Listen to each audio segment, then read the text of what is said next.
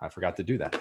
So we start off this week talking about cognitive development with John Piaget, right? And it went through the 4 stages to describe how children start off with learning how to learn, with being able to create mental representations, and be able to continue on those stages to doing formal, like regular operations and then formal operations. And then eventually they start thinking abstractly and hypothetically. And then after that, we discussed Erik Erikson's psychosocial development, right? So a little bit different than John Piaget, because Erikson really spanned the life of the individual from birth until end of life, until death.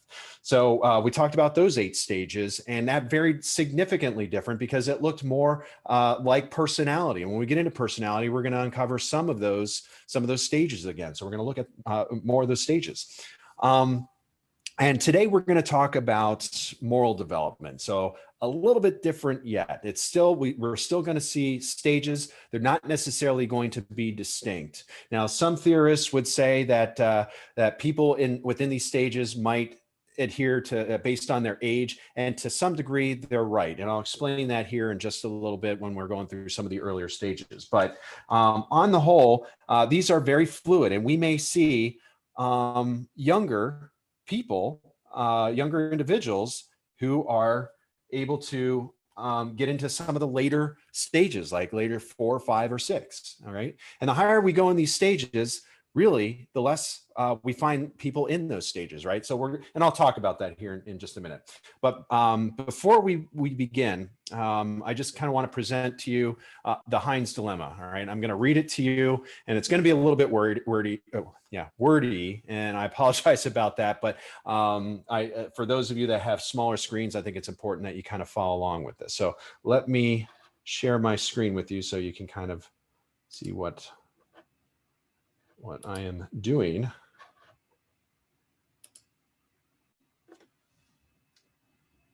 I wish there was just a magic button that helped me switch screens. Instead, I got to tap like 20 things in order to get there. I love technology. All right.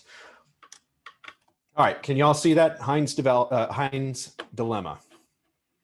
All right. So read along with me if you can. In Europe, a woman was near death from a special kind of cancer. There was one drug that the doctors thought might save her. It was a form of radium that the druggist in that same town had recently discovered. The drug was expensive to make, but the druggist was charging 10 times what the drug cost him to make. He paid $200 for the radium and charged $2,000 for a small dose of the drug.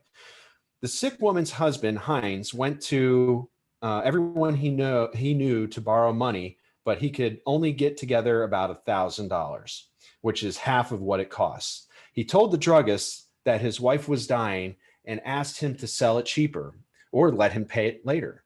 But the druggist said, "No, I discovered the drug and I'm going to make money from it." So Heinz got desperate and broke into the man's store to steal the drug for his wife. Now I'm going to kick this back to you and ask you, do you think he should have stolen the drug? What do you say? How many of you would have done the same thing? Yeah.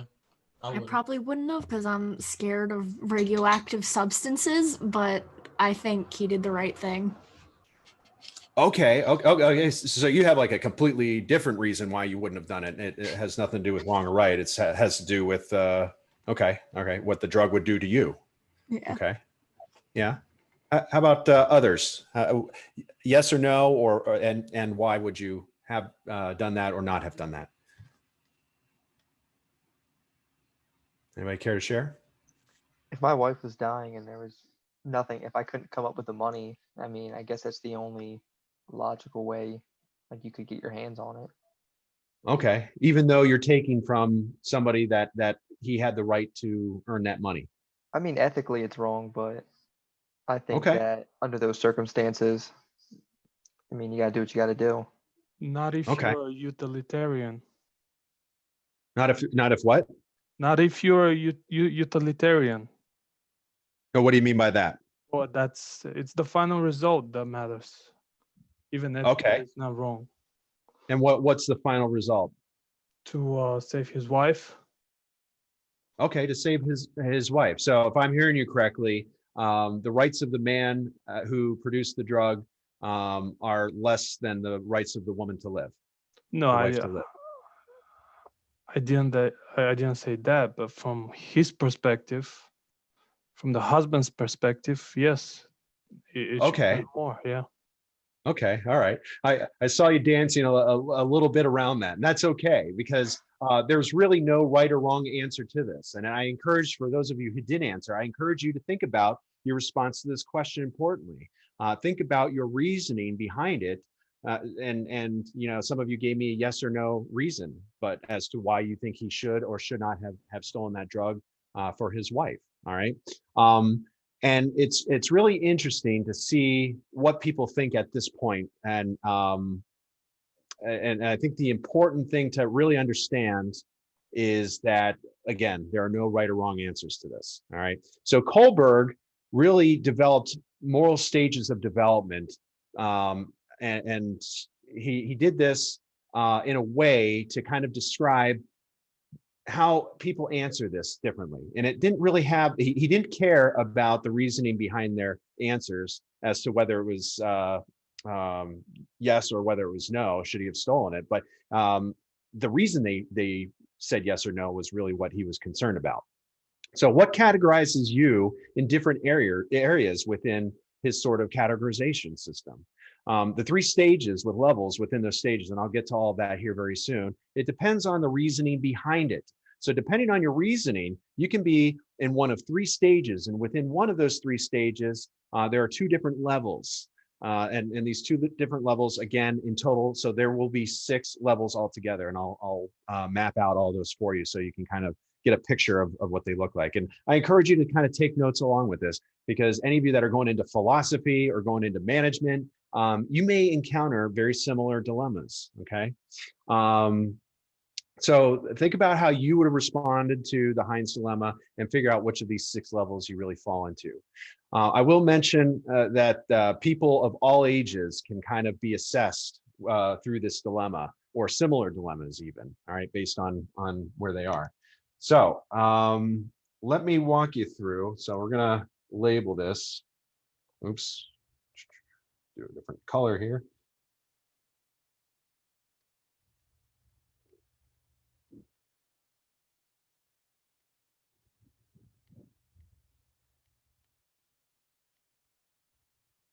So this is Kohlberg's theory of moral development, okay? So oops, a little too much fervor on that, okay? So we're gonna have 3 stages. I'm gonna use different colors here.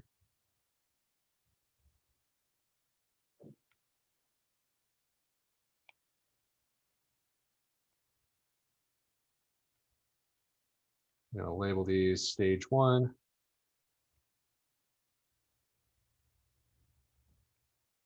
Oops. Stage 2.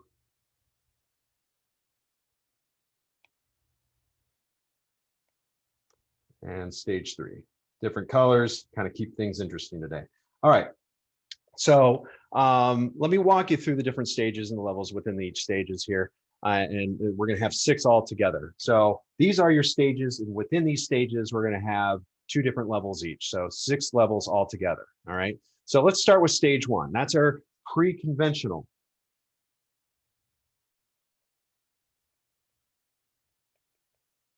And our pre-conventional morality, it means it's sort of a basic rights. Okay, where we're at the lowest level here, and this is one where the very basic form of moral reasoning and abilities you can have according to Lawrence Kohlberg. And our first one that he identifies, oops, at level 1 is obedience and punishment.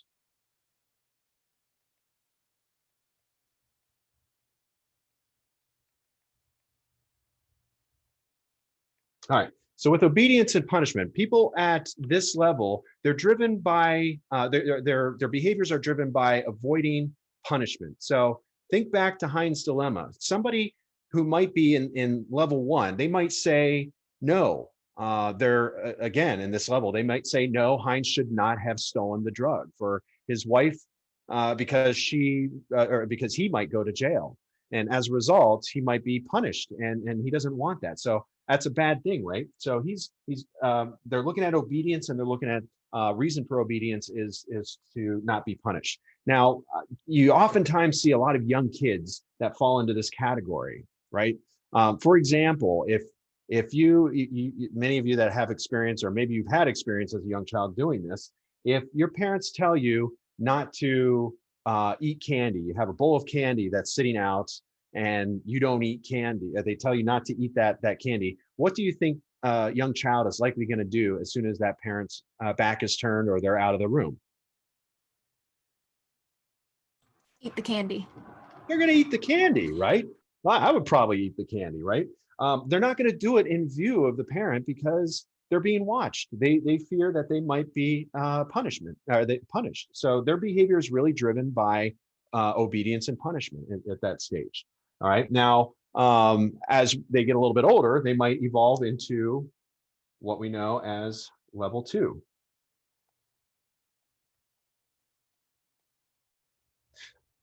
Which we would call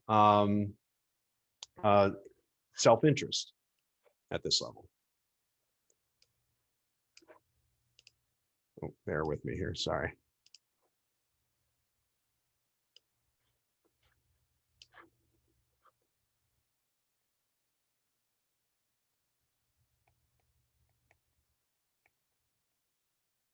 All right, so what do I mean by self-interest? What do you think self-interest would be for an example of morality?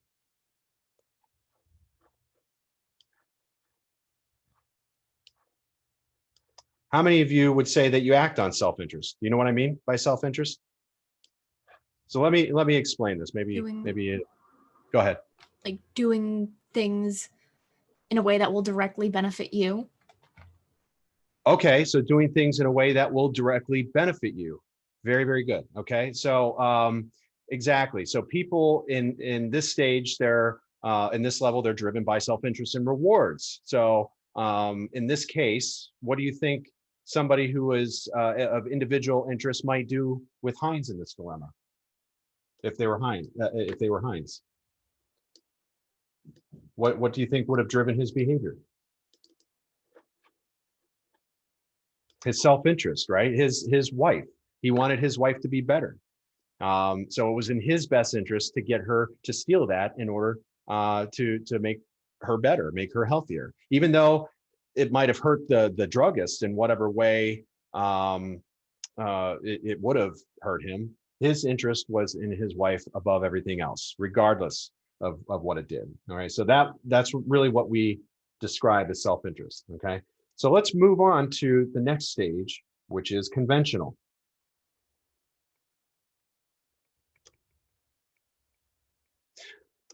So again, think of what conventional means. This means most people fall into this stage. Most people are here, as we already talked about, the pre-conventional morality.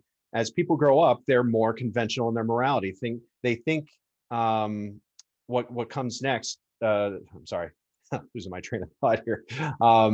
They really put a little bit more of a social spin on it here, as we'll talk about here with level 1, which is interpersonal. I'm sorry, level 3, not level 1, because these are more continuous.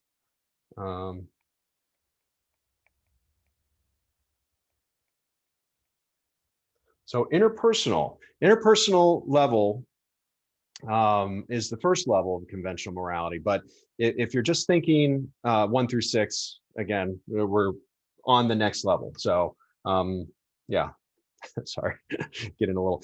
People that are in this level, they're driven by social approval. So think about Heinz dilemma. It could go either way. And again, it might be the explanation here. It's not necessarily yes or no, whether they would have done it or not. It's that they might have said yes, they would have stolen it, or no, they should have stolen it. And the reason could be no, they wouldn't have stolen the drug because most people view stealing as bad, and people might look down on them for doing it. Or they might say, yes, they should have stolen the drug because even though stealing is bad, letting your wife die is even worse. So when you should have done something about it, he had the ability to do something about it, and he did. He took it in his own hands. So that's really what the social approval is about, is how people are viewing you. Now you think about this, and hopefully, maybe most of you are more evolved in according to Kohlberg, but think about washing hands. Why do most people wash their hands? What do you think? They don't want to spread germs. They don't want to spread germs, right? Okay, so that's internal. That might actually be more of a punishment. But say you're in the bathroom with somebody and you decide to wash your hands. Now, what they're finding, and this is a great illustration of this, somebody that is more at a level 3 will wash their hands because somebody is viewing them. But at home, they may wash their hands even less or not at all, because they're really not interested in the benefits or the rewards of washing their hands, or even getting into practice, even though it's the right thing to do. They're not going to do that because they're more worried about what people, they're more interpersonally driven than they are personally. Does that make sense? Did I lose you on that one? All right, so let's move on to level 4. And by the way, if anybody has any examples, or if they need me to kind of go into this a little bit more in depth, I'm happy to do that. So level 4 is called authority.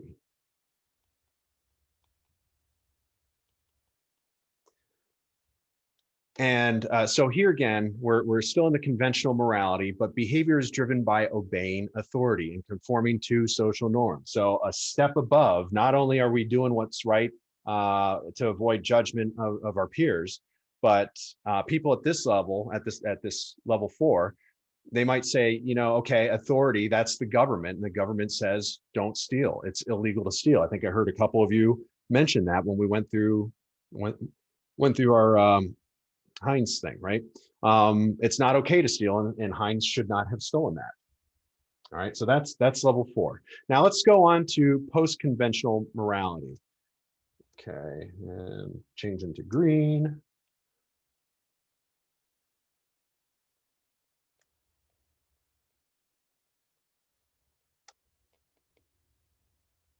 So post-conventional morality, meaning that not everybody makes it here. And this is kind of like the creme de la creme, if you will.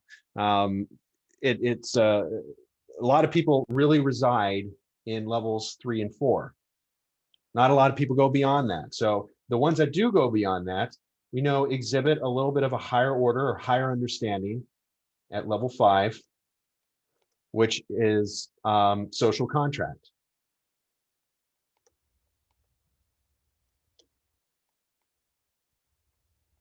Okay, so they're looking at social order and individual rights. So think about what this means and how somebody in social contract level might respond to Heinz dilemma. So social order, they might talk about how rules and regulations, you understand the laws, and there's a reason for those laws. And if everybody stole and everybody committed a crime, whenever they thought they had a reason to, or whenever they thought that they had a legitimate excuse, well, everybody would be committing crimes, wouldn't they? And so society would just kind of implode or self-destruct. So that's really what social contract is the idea, yes, you recognize the individual rights of the person who wants his wife to live, but also the person who invented the drug, they have a right to profit from that as well, right? And regardless, we don't break the rules because it's not socially acceptable to do it. Not necessarily because we fear imprisonment or judgment, because it's just not right for society. Now, maybe we'll see a lot of that. People that are in law enforcement or criminal justice or something might be at that level 5 or around that area, like high level 4 or something. All right, so that's essentially what social contract is, level 5. All right. So last but not least, we have level 6, which is universal Ethics. I heard somebody say ethics a little bit ago. Ethics are really a guide. They're not rules. Okay. When we think of ethics, we think of guidelines by which we might live our lives. And ethics are very deeply embedded in morals, right? So very few people really make it this far. And if you're thinking on this level, congratulations, you're really one of the few people. All right. It takes a lot of understanding, a lot of empathy, and a firm grasp on ethical dilemmas to really achieve level 6 here, according to Kohlberg. But universal ethics, they're behaviors that are driven by internal moral principles. So what does it mean? Okay, I have a moral principle that's wrong to steal. I have another moral principle that people have the right to live. So it didn't necessarily, we kind of saw that with level two with self-interest. He was doing it for himself, but instead, Heinz might be considering that a person's right to live supersedes a person's right to profit. So if that makes sense. So your reasoning would be essentially reflect the idea of, okay, well, yes, it's wrong to steal. However, it's his wife's right to live. That is far more important than the druggist's right to make money or profit, okay? Or have his property even because he stole it. So the importance of life is essentially at the higher level of importance of property, and therefore, yes, he should have stolen the drug. That's how somebody might answer that. All right. How many of you have watched Breaking Bad? Has anybody ever seen the show Breaking Bad? I think I see a hand up there. What was the moral dilemma? I mean, how do you kind of see morality in Breaking Bad? Does anybody care to share?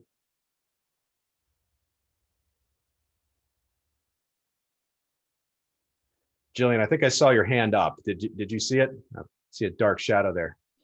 Yeah, What was the my what was lights the are moral? off. What's that? Sorry, my lights are off.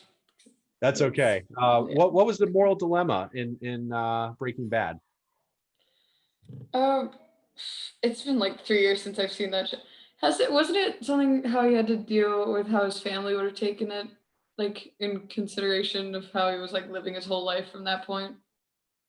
Yeah. So he kind of had to make some tough decisions there. He kind of crossed the line into criminal behavior. I mean, really dark stuff. But I love using Breaking Bad as an example. And if you haven't seen it, I think there are about 5 seasons of it. If you have nothing better to do this winter, it's a great delve into your own ethics and what you would have done. And it's one of my favorite shows of all time because watching him negotiate these moral stages is very interesting. At first, it comes down to his own survival, right?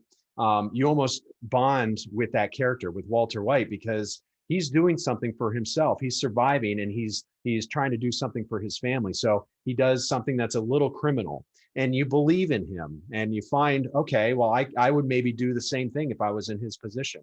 And then it goes through about 5 or 6, I think it's 5 seasons of he becomes this kingpin drug lord for pretty much US and Mexico and even Germany, I think. And you're still following him. You kind of, it just really plays tug of war on your morals within your mind. So anyway, really, really cool story. And if you get a chance, I highly recommend it. But I think that's a great demonstration of Kohlberg's moral development at work. Okay. So any questions on moral development?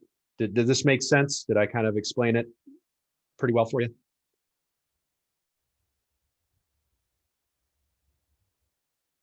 All right. So I do have a video here.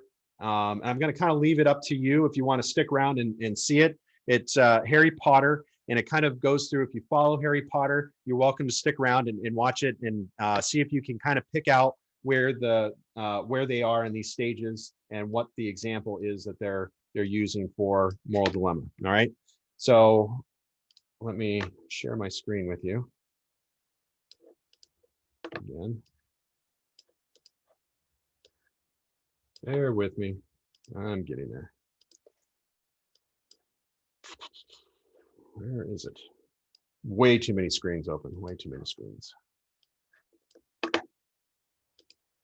Holy cow. I'm buried. There we go.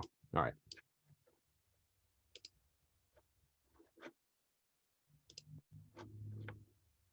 All right, so kind of follow along here. We're going to go through these stage by stage, and some of them, hopefully, I'm hoping everybody here understands Harry Potter and kind of know what the dilemmas were in there, so you can follow along. Just bear with me. Share. All right.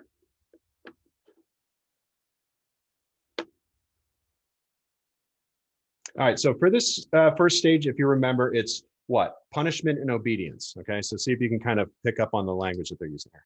If you two don't mind, I'm going to bed before either of you come up with another clever idea to get us killed. Or worse, expelled. All right.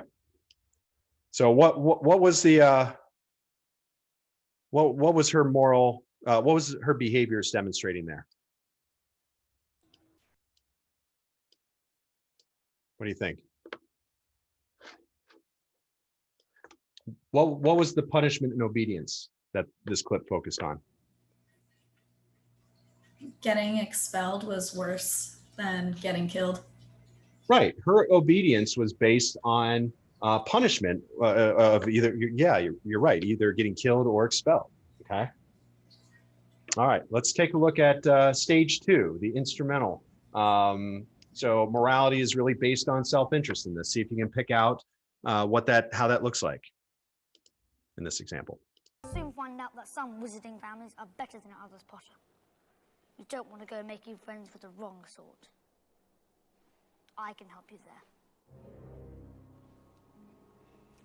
I think I can tell the wrong sort for myself, thanks. Okay. So what do you think? Who wants to take a crack at it?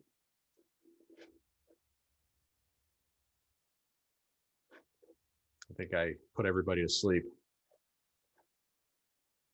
Where was the self-interest?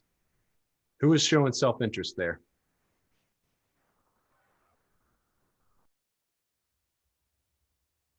Anybody?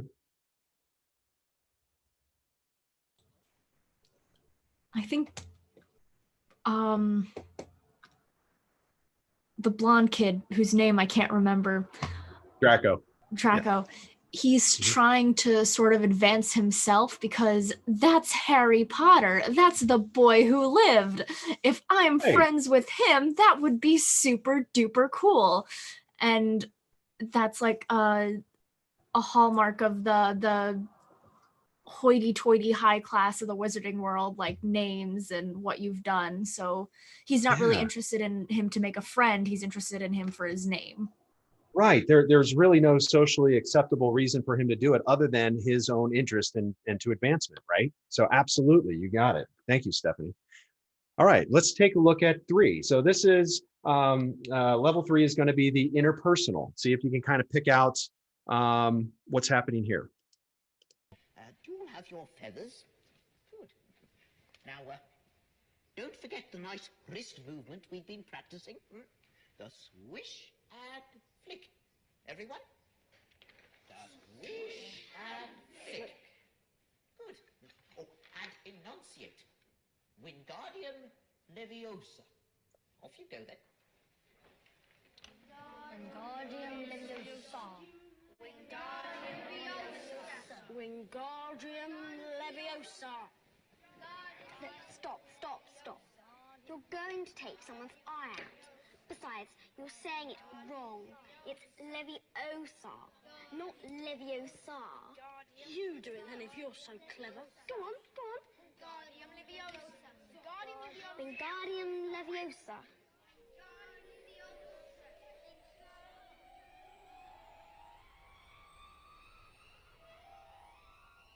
Oh, well done. See here, everyone. Miss Granger's done. All right. So what was driving her behavior in this?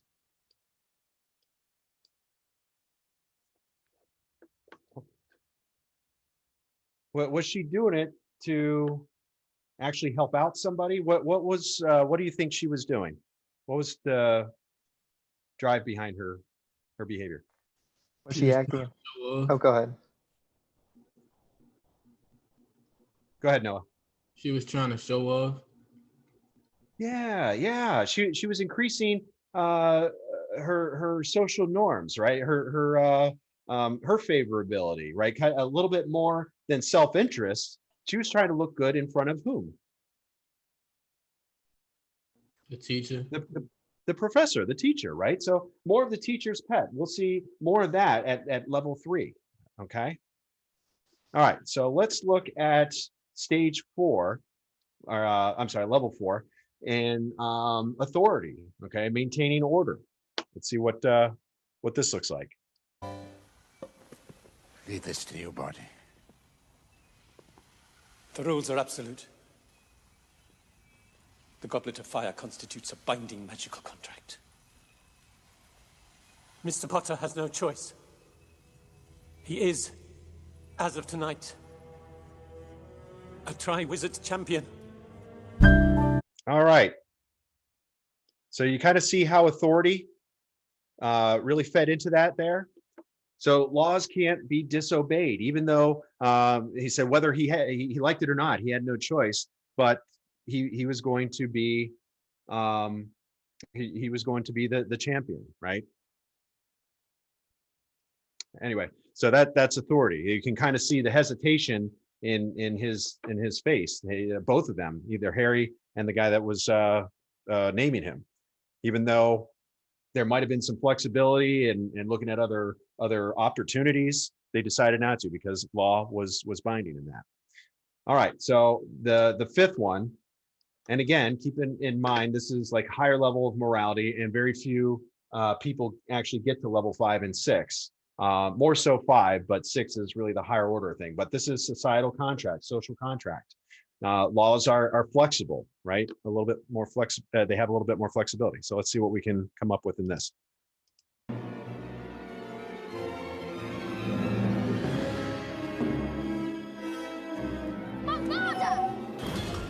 Besides, you're meant to be here. But you're innocent. And you know it. And for now, that'll do. All right. So in this clip, Harry breaks him out of jail. Why? He was gonna be killed for a crime he didn't commit. Right. Harry thought he was innocent, regardless of what authority had said. This is like beyond. This is post-conventional. So this is beyond whether rules might be broken because of a moral feeling that Harry had, and he thought he was innocent. So because he thought Sirius was innocent, he understands that he must be on the run, and that there's no proof of what he was being accused of. Okay, so great example of stage 5, I think, or level 5. Sorry, level 6, universal ethical principles. Let's take a look at this. Something's gone wrong inside me. What if I'm becoming bad? I want you to listen to me very carefully, Harry. You're not a bad person. You're a very good person who bad things have happened to. You understand? Besides, the world isn't split into good people and Death Eaters. We've all got both light and dark inside of us. What matters is the part we choose to act on. That's who we really are. All right. So what'd you think about that? What was the message that you got from Sirius in that?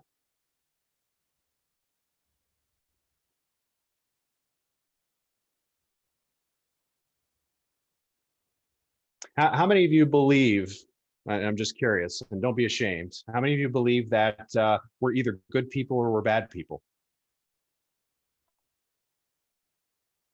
I think people's surroundings, the environment they grow up would affect more than someone could be naturally a good person or a bad person, but I think the environment would take over more than just whether you are decided as good or bad by. Okay. So somebody that steals because they want something, What level is that? Does anybody remember? It's like level 2, Level right? 2? Self-interest. Yeah, exactly. Thank you, Stephanie. So they're looking out for themselves, right? They're not really interested in laws. They're not looking at what's socially acceptable. Their interest is in themselves. Now, I do a lot of work with released people that have been incarcerated and they're now released. And I will tell you, there's a lot of prejudgment out there. There are people that their probation officers might judge them and think that all probations are bad. Yeah, they've committed a crime, therefore they must be bad. That's very dangerous thinking, and that could really bleed out in how they handle their cases and ultimately where they wind up. I will tell you that there are some people that have been to jail that are very, very bad people, and they are looking out for their self-interest. But a good amount of people that come out of prison, it might have been for a mistake. It might have been something that maybe they stole a drug to save somebody's life, right? They had that self-interest, and society had judged them for that. So the message with level 6 is way beyond just right and wrong and what laws are and what's socially acceptable and what we believe, acted on our beliefs and morals. This is really understanding that people have good and bad within them. And unless they're in that level 2 of self-interest, being empathetic to that it really goes a long ways. And it keeps us from judging ourselves in a lot of ways too, right? So anyway, kind of on my soapbox right now. Any questions? How did y'all like that video? Did that kind of did that do a pretty good job illustrating? I like Harry Potter, so I like to use that. But did that do a pretty good job? Did it help?